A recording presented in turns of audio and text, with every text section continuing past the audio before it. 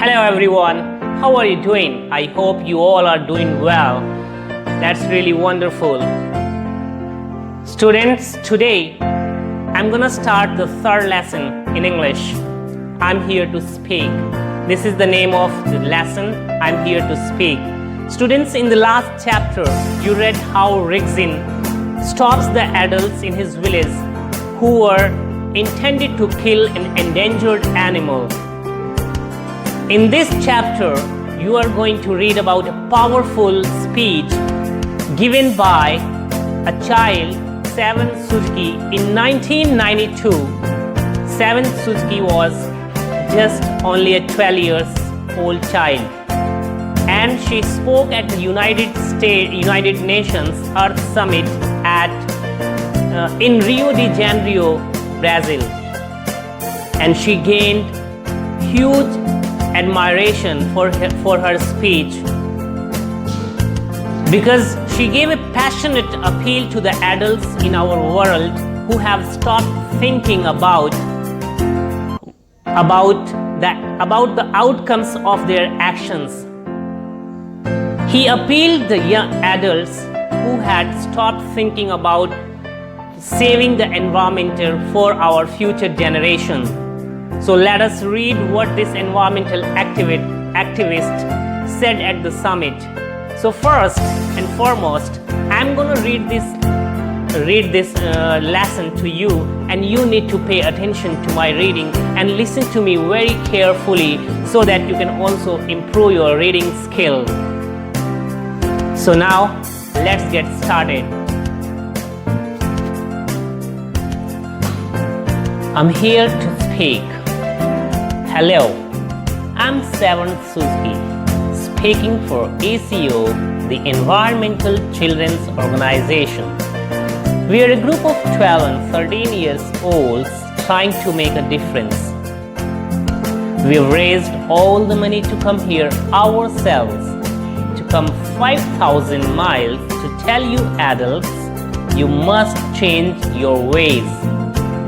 Coming up here today, I have no hidden agenda. I'm fighting for my future. Losing my future is not like losing an election or a few points on the stock market. I'm here to speak for all generations to come. I'm here to speak on behalf of the starving children around the world whose cries go unheard. I'm here to speak for the countless animals dying across this planet because they have nowhere left to go. I'm afraid to go out in the sun now because of the holes in our ozone. I'm afraid to breathe the air because I don't know what chemicals are in it. I used to go fishing in Vancouver, my home, with my dad. Until just a few years ago, we found the fish full of cancers. And now, we hear of animals and plants going extinct every day, vanishing forever. In my life, I have dreamt of seeing the great herds of wild animals, jungles and rainforests full of birds and butterflies. But now I wonder if they will even exist for my children to see. Did you have to worry of these things when you were my age? All this is happening before our eyes, and yet we act as if we have all the time we want and all the solutions. I'm only a child and I don't have all the solutions. I want you to realize neither do you.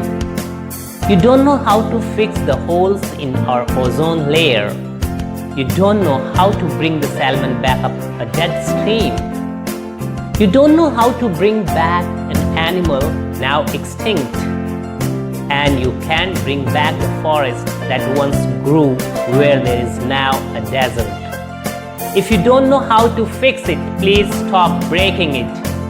Here you may be delegates of your government, business people, organizers, reporters or politicians, but really you are mothers and fathers, sisters and brothers, aunts and uncles, and all of you are someone's child.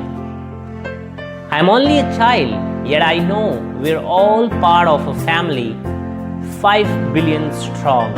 In fact, 30 million species strong. And borders and governments will never change that. I'm only a child, yet I know that we're all in this together and should act as one single world towards one single goal.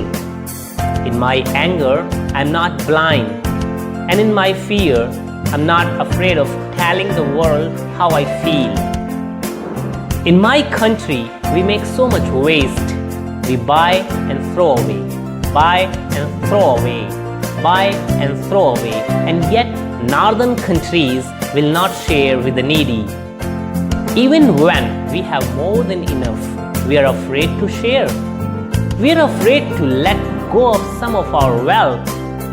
In Canada, we live the privileged life with plenty of food, water, and shelter. We have watches, bicycles, computers, and television sets. The list could go on for 2 days. 2 days ago, here in Brazil, we were shocked when we spent time with some children living on the streets. This is what one child told us. I wish I was rich. And if I were, I would give all the street children food, clothes, medicines, shelter, and love and affection. If a child on the streets who has nothing is willing to share, why are we, who have everything, still so greedy? I can't stop thinking that these are children my own age, that it makes a tremendous difference where you are born, that I could be one of the children living in the favelas of Rio. I could be a child starving in Somalia, or a victim of war in the Middle East, or a beggar in India. I am only a child, yet I know that if all the money spent on war was spent on finding environmental answers, ending poverty, and finding treaties, what a wonderful place this earth would be. At school, even in kindergarten, you teach us how to behave in the world. You teach us to not fight with others, to work things out, to respect others, to clean up our mess, not to hurt other creatures, to share, not be greedy. Then why do you go out and do the things you tell us not to do?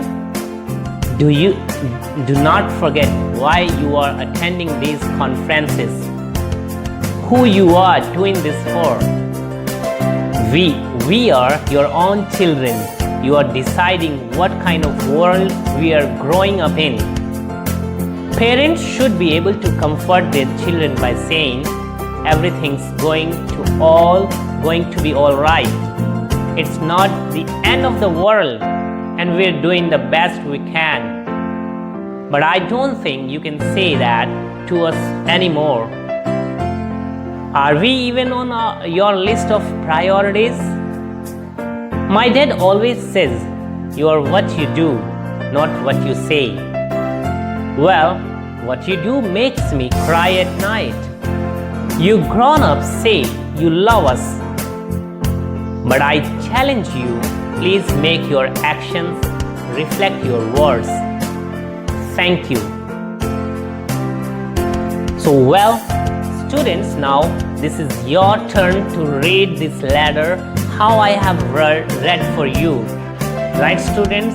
So read it.